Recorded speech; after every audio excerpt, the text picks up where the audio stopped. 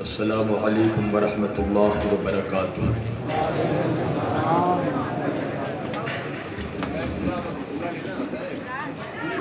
بسم اللہ الرحمن الرحیم۔ الحمدللہ رب العالمین، الحمدللہ الذی ہدانا لہذا وما كنا لنہتدی لولا ان ہدانا اللہ۔ لقد جاءت رسل ربنا بالحق، الصلاة والسلام والتحیۃ والاکرام علی سید اشرف الانبیاء والمرسلین، خاتم النبیین طٰہٰ و یاسین شفیع المذنبین، امام الحرمین والقبلتین وسیلتنا فی الدارین صاحب قاب و قوسین، جد الحسن والحسین جد الحسن والحسین جد الحسن والحسین، محبوب رب المشرقین و رب المغربین، مولانا و مولا الثقلین، سیدنا و نبینا و شفیعنا و طبیبنا و حبیبنا و کریمنا و امامنا و ملجانا و مغیثنا و اولنا و اوسطنا وآخرنا وکلنا حضور جناب ابو القاسم احمد مجتبی محمد مصطفیٰ صلی اللہ علیہ وآلہ وسلم، وأہل بیتہ الطیبین الطاہرین المعصومین المظلومین المنتخبین المنتجبین الغر المیامین، واصحابہ المتقین المنتخبین المنتجبین۔ اما بعد فقد قال اللہ تعالی فی الفرقان الحمید والمحکم کتابہ المجید وقولہ الحق، بسم اللہ الرحمن الرحیم۔ الرحمن علم القرآن خلق الانسان علمہ البیان، صدق اللہ المولانا العلی العظیم وبلغنا رسولہ النبی الامین الکریم، ونحن علی ذلک لمن الشاہدین والشاکرین والحمدللہ رب العالمین۔ عزیزان کرام قدر، برادران ملت اسلامیہ، بندگان توحید و عاشقان رسول آل رسول، گدایان دربار بطول، جانثاران مولا علی و غلامان سرکار وارث علی، مولا آپ سبوں کے جذبہ ایمانی کو زندہ و سلامت رکھے کہ اتنی اندھیری رات میں جب دنیا چاروں طرف اندھیرے سے ڈوب چکی ہے اور موسم بھی شدید گرمی کی تمازت سے تپ رہی ہے، ایسے شدید موسم میں بھی آپ لوگوں کا اتنی رات کو یہاں پر بیٹھنا یہ بتا رہا ہے کہ جو موسموں پہ حکومت کرے اسے علی کہتے ہیں۔ مائک والے سے کہیے ذرا سا ساؤنڈ بڑھا دے، مسلسل کثیر سفر کی وجہ سے اور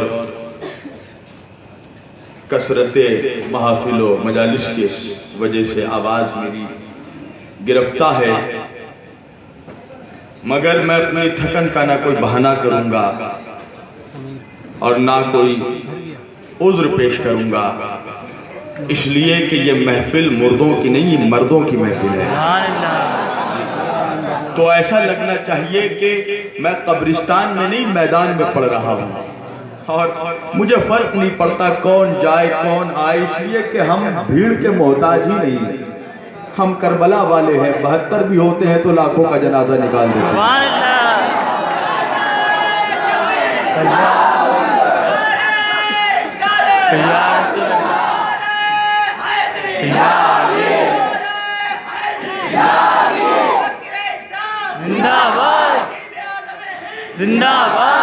تو ایسا لگنا چاہیے کہ واقعاً میں قبرستان میں نہیں میدان میں پڑھ رہا ہوں، اور قسم ہے مولا کی کہ ہم نے جسے بھی پایا اسے قبرستان سے نہیں پایا، میدان سے پایا ہے۔ ہم نے اپنے رہبروں کو قبرستان سے نہیں پایا، میدان سے پایا۔ ہم نے نبی کو پایا تو بدر کے میدان سے، علی کو پایا تو غدیر کے میدان سے، فاطمہ کو پایا تو مباہلے کے میدان سے، حسن کو پایا تو صفین کے میدان سے، حسین کو پایا تو کربلا کے میدان سے۔ میدانی لوگ ہیں تو ایسا لگنا چاہیے اس لیے کہ میں زیادہ تمہید باندھنے کا عادی نہیں ہوں. میری آواز واقعاً آپ دیکھ رہے ہیں میری آواز گرفتہ ہے. یہ سمجھ لیجئے کہ ابھی کم از کم 1-2 ہفتے تو اس کو ضرورت ہے میرے گلے کو کہ یہ مکمل ریسٹ میں رہے. مگر کیا کرے کہ یہ مولا کا صدقہ ہے کہ بہت دنوں کے بعد سنی جاگ چکا ہے الحمدللہ. اب پورے زور و شور سے ہندوستان میں جشن علی جشن حسین ہو رہا ہے جس کا سلسلہ بیچ میں تھم گیا تھا.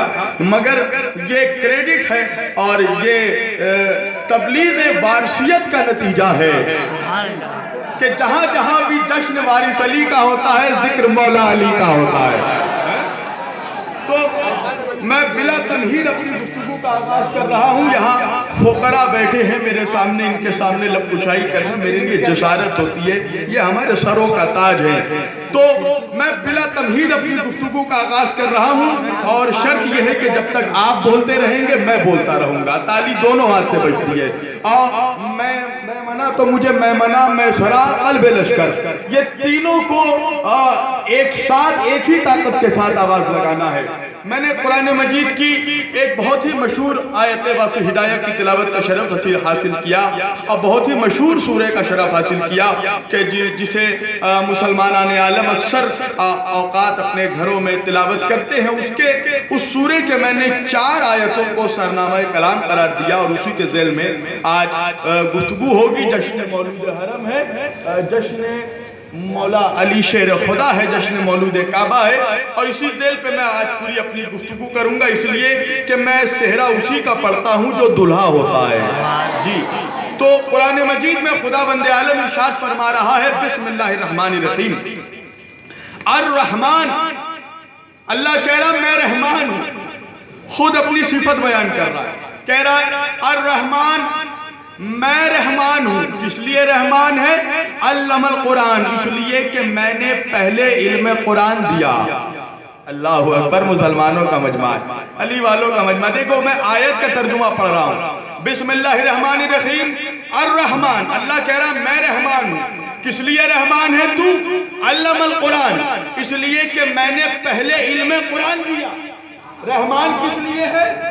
اس لیے کہ پہلے علم قرآن دے دیا, پہلے علم قرآن دے دیا. الرحمن علم القرآن, میں رحمان ہوں کس لیے میں نے قرآن سکھا دیا, میں نے علم قرآن دے دیا. اچھا پھر کیا کیا؟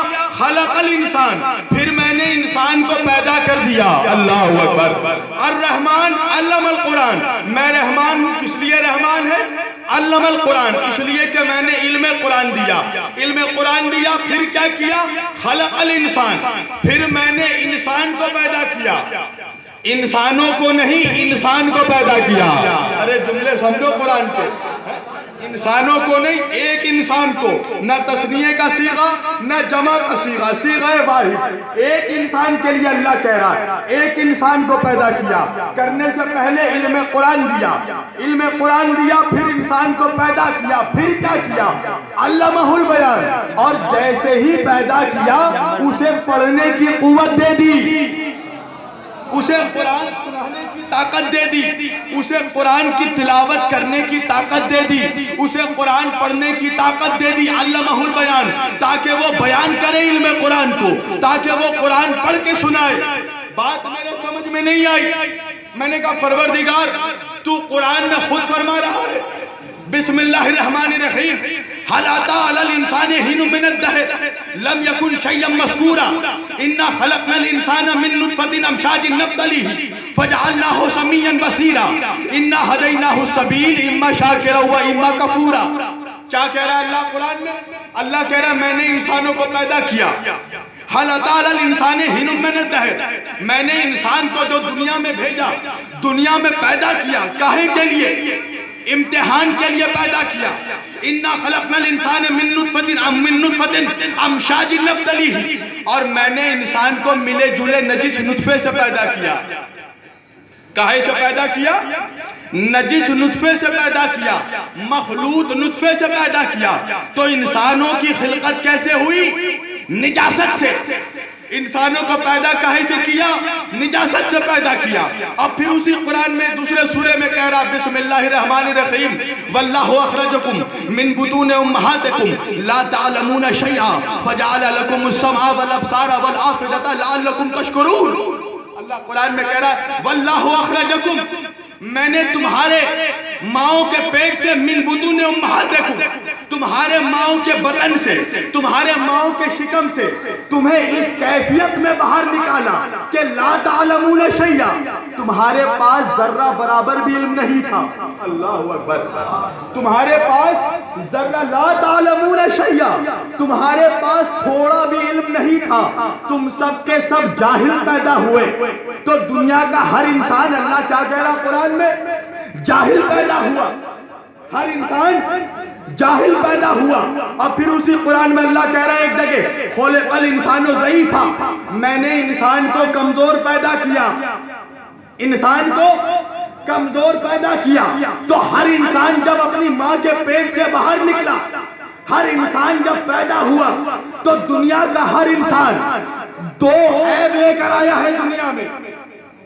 کیا ہے وہ دو عیب؟ بھائی یہ چائے والے روک دو. میں چاہتا ہوں آج کا یہ مجمع کو میں کوثر پلانا چاہتا ہوں. یہ چائے کا محتاج نہیں، یہ کوثر کا ذکر ہو رہا ہے. کوئی چائے بھائی پانی وانی نہیں. آج سب ساتھیہ کوثر کے ہاتھ سے انشاءاللہ کوثر پئیں گے، بشرط ہے کہ آپ جاگتے رہیں. اللہ کیا کہہ رہا ہے کہ ہر انسان جب پیدا ہوا دنیا میں تو دو عیب لے کر آیا. دو عیب کیا ہے؟ پہلا عیب جہالت کا، جاہل پیدا ہوا. دوسرا عیب کمزوری کا، کمزور پیدا ہوا. میں نے ہاتھ جوڑ کے عرض کیا پروردگار، دنیا کا ہر انسان جاہل پیدا ہوا، دنیا کا ہر انسان کمزور پیدا ہوا، تو وہ کون ہے کہ جسے تو نے پہلے علم قرآن دیا، پھر دنیا میں بھیجا، اور جب دنیا میں بھیجا تو اسے قرآن پڑھنے کی طاقت دے دی. بھئی دنیا کا ہر آدمی جاہل پیدا ہوا، دنیا کا ہر انسان کمزور پیدا ہوا، تو وہ کون ہے جسے تو نے پہلے علم قرآن دیا، پھر پیدا کیا، اور پھر قرآن پڑھنے کی طاقت دے دی؟ تو اللہ نے قرآن میں ہی کہا لَقَدْ خَلَقْنَا الْإِنسَانَ فِي كَبَدٍ. اللہ کہہ رہا ہے ہم نے انسان کو کبد میں پیدا کیا. ہم نے اس انسان کو کبد میں پیدا کیا. کس انسان کو؟ جسے پہلے علم قرآن دیا، پھر پیدا کیا، پھر قرآن پڑھنے کی طاقت دے دی. اسے پیدا کہاں کیا؟ کہاں؟ کبد میں. اب یہ کبد کیا ہے؟ تو عربی کی کوئی بھی لغت اٹھا کر دیکھ لو، کبد کہتے ہیں عربی میں زمین کے مرکزی حصے کو، زمین کے سینٹر پوائنٹ کو کہتے ہیں کبد، زمین کے مرکزی حصے کو کہتے ہیں کبد. اب یہ میں نہیں کہتا، سائنسدانوں نے تحقیق کر کے بتایا کہ زمین کا مرکزی حصہ ہے کعبہ، اور کعبے میں پیدا ہوئے علی مولود کعبہ.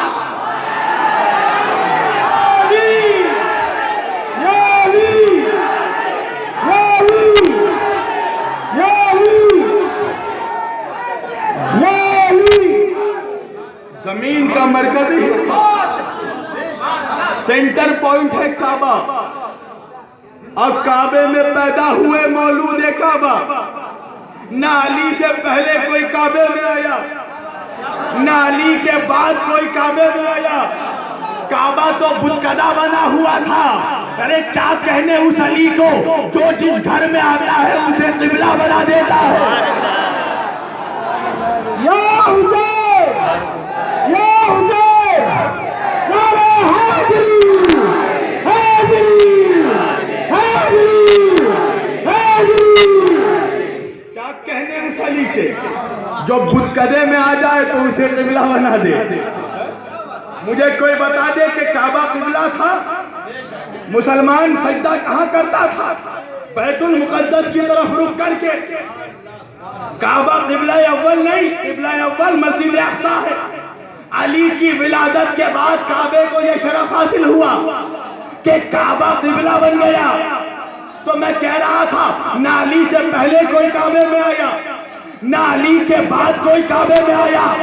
اب پریشانی غیروں کو نہیں ہوئی، پریشانی اپنوں کو ہو گئی. پریشانی منافقوں کو ہو گئی.